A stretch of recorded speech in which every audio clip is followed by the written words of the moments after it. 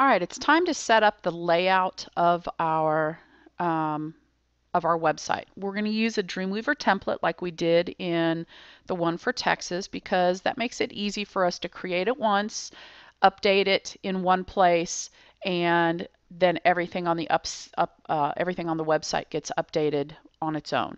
Okay, so as you see now, you have several files, and in these files, um, you'll see that you have text, maybe some small headings. In some cases, you have some images that go with it. Okay, so while you have websites or web pages, it's not a website because there is no coherent design to it, and there's no navigation that gets you from one spot to the other. So that's what we're going to do when we create our layout. The first thing that you have to do, of course, you already have your folder that you have renamed period underscore last name underscore Alamo. It's in your schools folder. You're going to have to define your site. And I'm going to pause so I can define mine real quick. You should remember how to do that now. And once you do, all of your files will be over here in your Files panel. Okay, so I see my images, nav, and source folders, and then I see all of the pages there. So I'm going to start off by creating a new HTML page. And remember that I'm actually going to save this as a template. So I can go ahead and do a File, Save as Template, and I'm going to call this Alamo Template and hit Save. It creates a templates folder, and Alamo template is in there. So we're going to use divs, of course, to hold all our contents in place. You're going to need your CSS Styles panel, so I'm going to go ahead and double click on it to expand it. And for the time being, I don't actually need my files panel, so I'm going to collapse that so that my CSS Styles is big and I can see everything well. I'm going to use my Layout tab of the Common Toolbar. I'm going to have to draw my AP div. And this one, remember that we always want to name them. So I'm going to click on it, and I'm going to name this one Container. My width of this is going to be 920 pixels. So I have to type in the px. And the height of this is going to be, I think, 680 pixels. Sounds right. I do want it to be centered in the middle of my page. So again, I'm going to use my CSS styles, click on the Container tab. I'm going to change my position to relative. I'm going to add a property of margin left, and is going to be auto. And then I will margin right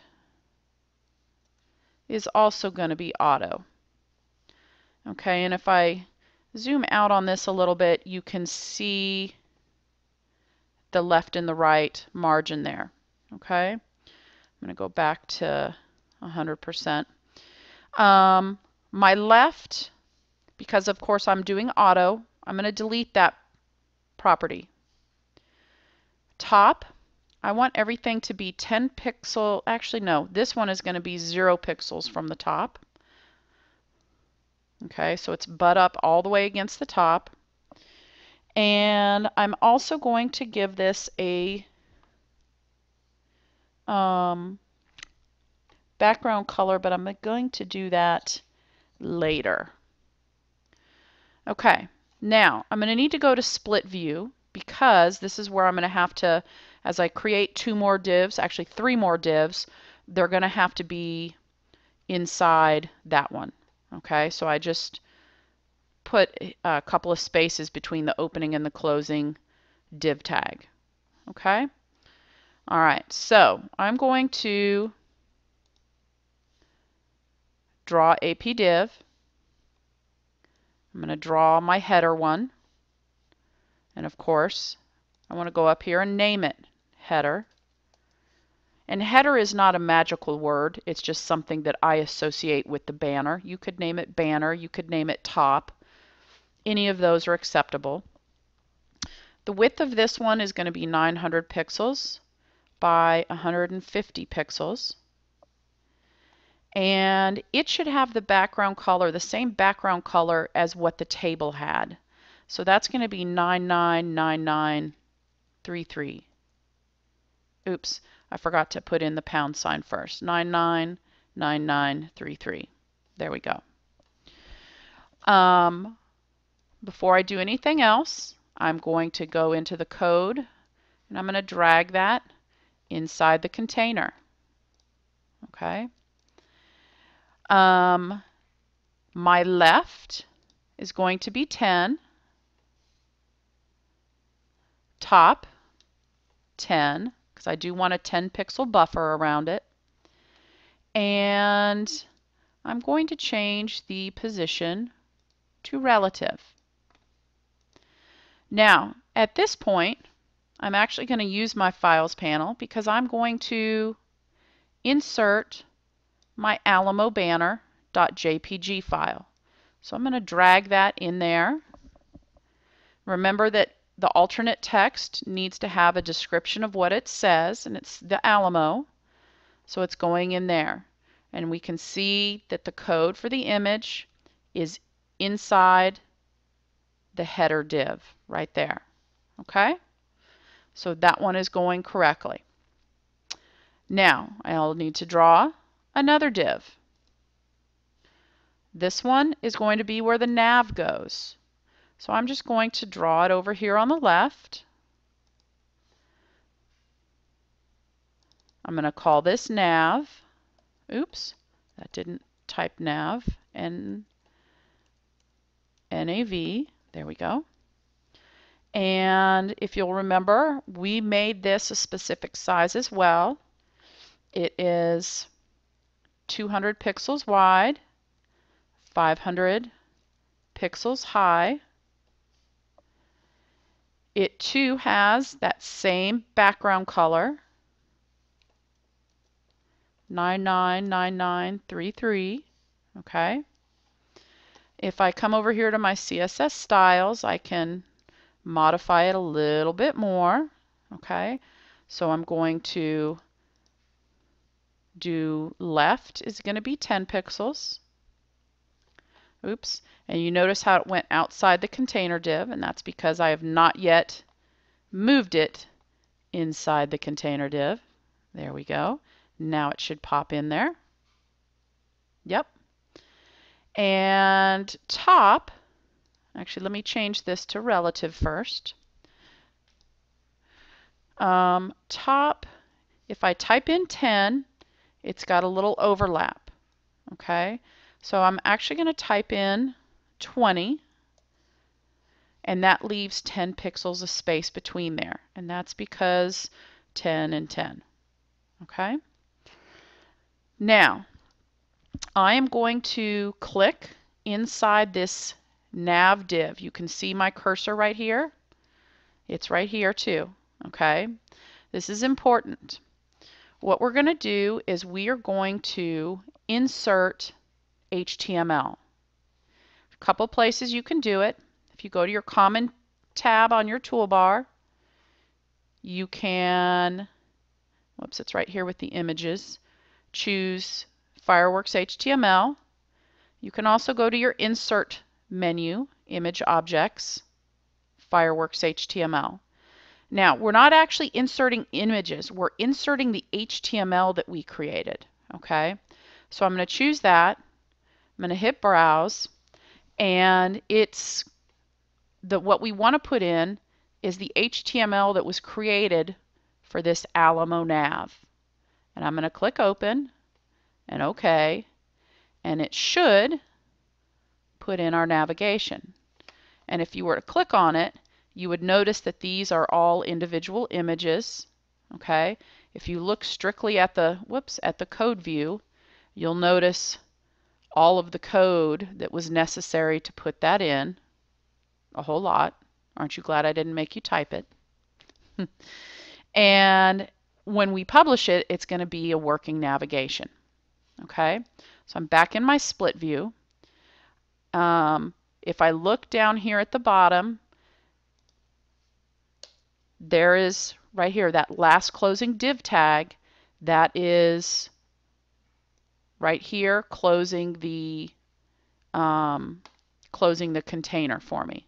Okay, so I want to come over here to layout, and I'm going to draw another AP div. This AP div is going to be called content, because this is where all of my content is going to go.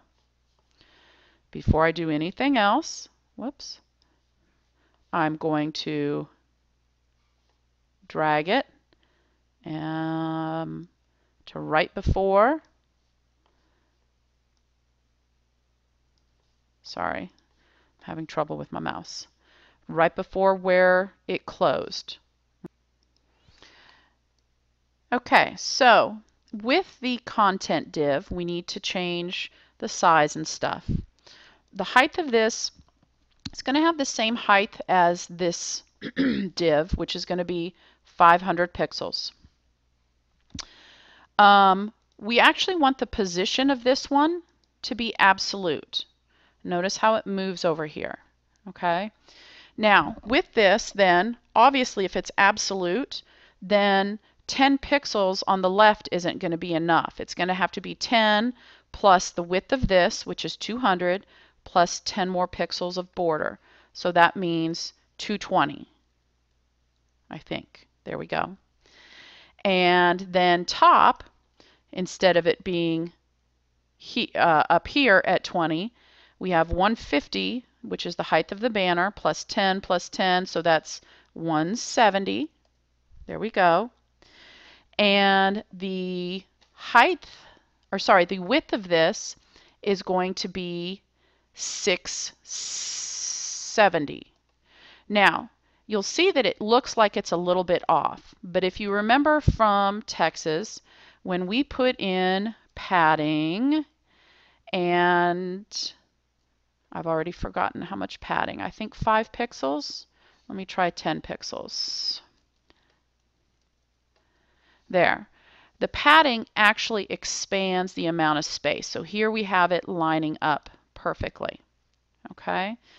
And because of that, I also need to reduce the height of it, minus 20. So that's actually going to be 480. There we go. And the last one that we're going to add to the content div is going to be Overflow. Now what Overflow does is we're going to go ahead and put auto here. It actually is going to put a scroll bar on the div. Okay, and that's what allows us to have a set height and stuff. Now let's go back to the container div, and we're going to put and we can do it either here or here. It's going to wind up the same thing. We're going to put a black background color. Oops. Sorry, I actually meant div container, not div content.